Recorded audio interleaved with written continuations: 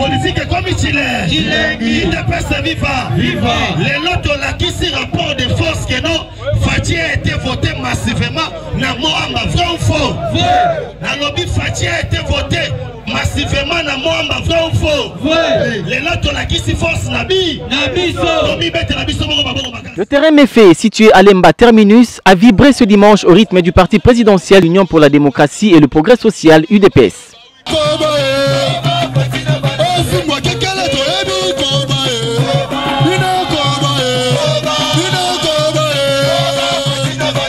Militantes et militants du parti cher à Étienne Tshisekedi s'étaient donné rendez-vous dans ce site mythique pour participer à l'installation du comité fédéral de l'UDPS dans la circonscription quinoise de Moamba.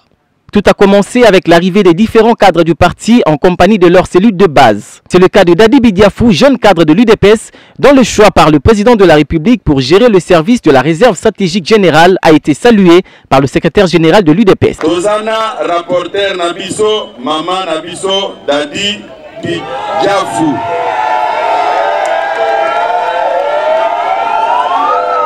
Yepé. Maman tellement dans le licolo. Tellement licolo. IDPS viva. IDPS viva. Nalobi boye. Toyo kanananu.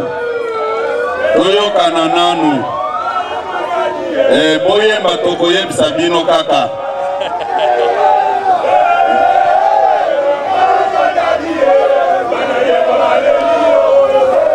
IDPS viva. Nayo kikuna bazo yemba. Bazo sepela.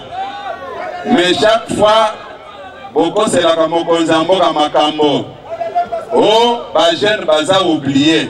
Yewana aza DG ya réserve stratégique.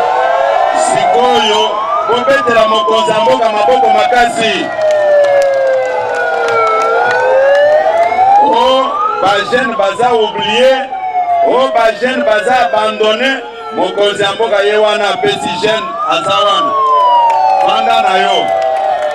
Comme on pouvait le constater, les amis de Madame Dadi Bidiafou s'étaient mobilisés massivement comme pour démontrer la capacité d'ancrage de leurs camarades dans la commune de Lemba, pour ne pas parler de la circonscription de Moamba. C'est dans ce cadre qu'il faut considérer la détermination de leur leader, la coordonnatrice de la réserve stratégique générale, qui a circonscrit la motivation des camarades qui croient en elle. Les pressions ne peuvent qu'être positives. Et ça aura toujours honneur. Nous avons été déjà préparés dès lors qu'on avait voté le président Fachi. Donc, nous sommes prêts. Ça ne donne pas lieu d'une préparation. Nous sommes très bien alignés. Très bien alignés. Et nous sommes sûrs de notre force. Le Congolais sait que pour le président de la République, c'est le peuple d'abord.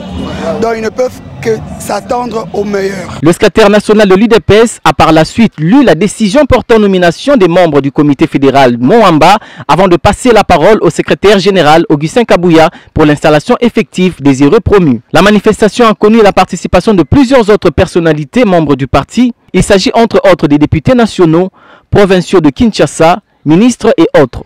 C'était l'occasion aussi pour le secrétaire général de l'Union pour la démocratie et le progrès social de fixer l'opinion sur le contenu d'une vidéo qui circule dans laquelle les jeunes partisans d'Ensemble pour la République, parti cher à Moïse Katumbi, s'attaquent à l'UDPS. UDPS viva! UDPS viva! Nalingi Nayeb Sabino Elokomoko. Puisque Makambango Elobamaki, il faut to clarifier ba moi vérité mouké. IDPS viva. Na kosenga bino bozala na distraction te, puisque victoire na biso yango eza komona na sur terrain. Nayokaki bande komoko balobaki boye. Grâce ya chef na bango nde Félix Tshisekedi a commis président de la République. IDPS viva pour ne pas créer des polémiques stériles. Nakoyeb Sabandekouana va se calmer. Félix Tshisekedi est président de la République. N'a volonté rien que Yanzambe Yemoko. Mais au contraire, chef na bango azongi na Congo na volonté ya Félix Tshisekedi. Yokani malam. Tout ça là, ba polémique T. Puisque Mukoloana, IDPS viva. IDPS viva. Na lobby na kokota na polémique T. Mais na lingna clarifier loko moko. Félix Tshisekedi aza président de la République ni par sa propre volonté ni par la volonté d'un homme de ce monde, mais plutôt par la volonté de Dieu lui-même. Mais chef Nabango oyo balobi que c'est grâce na ye Félix aza président. Mais chef Nabango azongi na mboko oyo grâce à Félix Tshisekedi. Les choses doivent être dites clairement, sans polémique, sans kofinga. Muto ya lingi mutu akoyebisa ye vérité. Boko tana ba débat wana te. Makamwana etali bino te. Débat wana ezaklo à partir ya Mohamba lelo. Tokani nalingi koyoka mutu te aleki na télévision o naza ko répondre. Réponse moko amuke ezake Félix Tshisekedi aza président de la République na volonté ensemble moko. Parce que même Yemoko, jour wana na Genève, andimaki te que yende à cause de la président. Mais Zamba lobaki que tout ce que tu peux dire ne t'engage que toi seul. Pour le Congo, c'est toi le président que j'ai choisi. Toyokani malam. Mais chef ya bandeko wana azongi na Congo na volonté ya Félix Tshisekedi. Toyokani, c'est une page tournée to balusi yango boy. OK? Na lingi ko kabino kozongela makambo wana te. Soki baza na compétition ya kofinga biso, bafinga biso. Mais biso to kofinga mutu. Il faut signaler que cette installation est la suite d'une longue et grande action lancée par le parti présidentiel dans le cadre de la redynamisation des structures du parti en vue du soutien de l'action de développement du pays et des échéances électorales à venir. Prochaine étape, Tchangou, dans l'est de la capitale congolaise. L'activité d'aujourd'hui concerne l'installation du comité fédéral de Mohamba, de la district de Mohamba, par le secrétaire général, M. Augustin Kabouya. Le secrétaire général du parti, Augustin Kabouya, avec le président Aïe, Jamar Kabound, sont en train d'installer les comités fédéraux afin de redynamiser notre parti UDPS, Tshisekedi. L'UDPS n'est pas agité, n'a pas peur des élections, mais l'UDPS pose une condition. Tant qu'il n'y aura pas de recensement de la population, il n'y aura pas des élections en 2023. Les élections sont conditionnées par le recensement de la population. On doit connaître qui est congolais, qui ne l'est pas, et on est à combien. La population congolaise est à combien, est élevée à combien.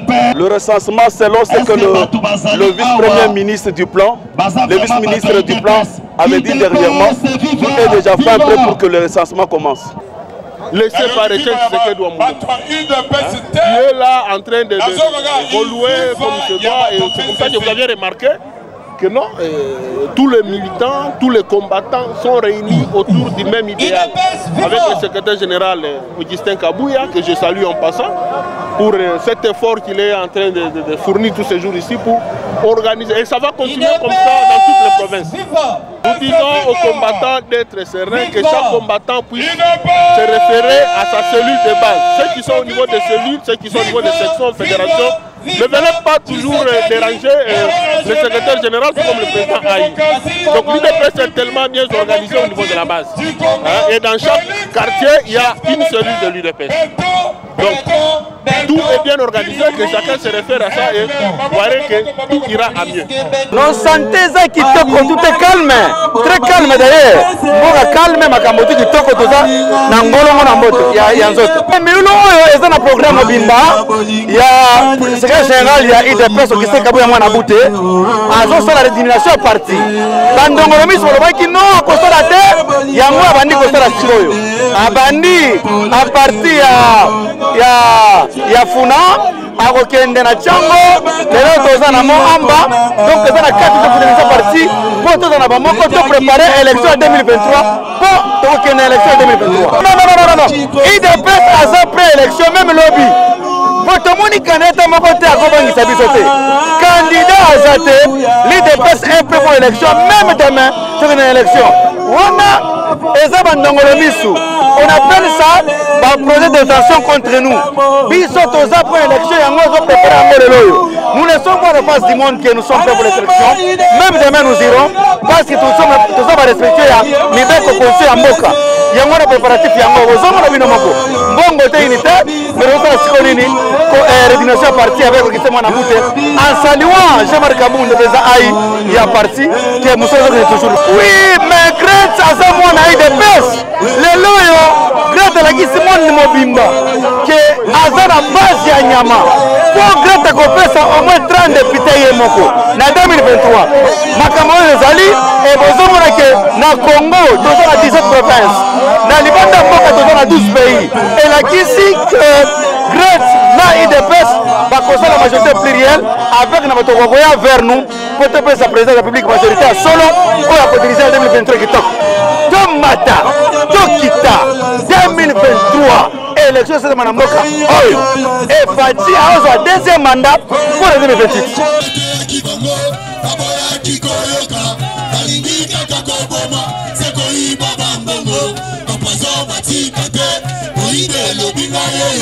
escroquerie